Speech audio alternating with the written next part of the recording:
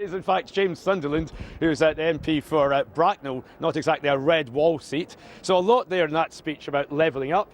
But away from the conference floor, some of the people here, some of the representatives, are a bit concerned about what this means for the South, that perhaps you're no longer resonating with your own traditional support.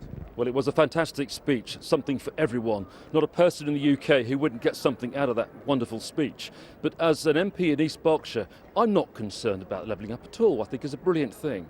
And of course, as we keep saying, levelling up does not mean that one region is somehow levelling down. It means that we're all levelling up, and that what we're doing is investing in opportunity right across the country. The Prime Minister said several things. I'll just remind you of a few of them. It was a disgrace that we didn't have proper TransPennine rail links up here. It was also the most imbalanced of the wealthier societies in Europe. Can you just remind me, who's been in government for the past 11 years? Well, the Conservatives, but what this government's doing at the moment... So he's attacking his own party? Well, not quite so. I mean, we've had different governments in the last 11 years, but this is a new government, this is a new Prime Minister. What he's doing is looking at everything with a blank sheet of paper, a fresh pair of eyes. We've got a great new cabinet. It's a young, diverse cabinet, doing everything possible now to work out where those holes are and then plug them. This is about opportunity, this is about investment, this is about the future, this is about our young. I think this is a fantastic agenda. We've got so much to look forward to, and I'm really persuaded by what I heard today.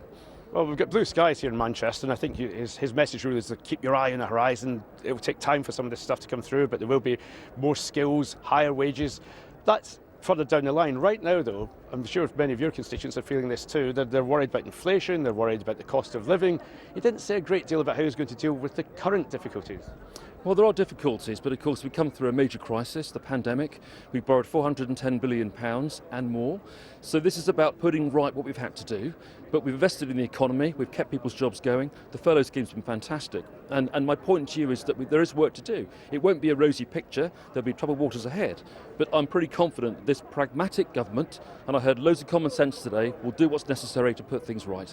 And of course, in terms of values, he repeated that the party is a low-tax party. But at the moment, we've got the highest tax burden since 1949. And he went in there and justified that. But that wasn't perhaps the bit of his speech that got the loudest cheers.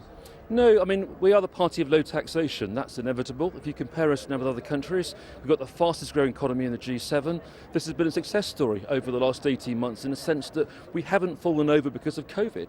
So we will put tax where it needs to be. We will need to reinvest in the economy. We'll need to pay back the debt, the fiscal challenges that we have. So this will not be an easy ride, but we'll do what's necessary. Politics is never easy, it's about compromise. It's about making the right decisions, even the tough ones, and I'm pretty clear this is the right Prime Minister and the right government to do that.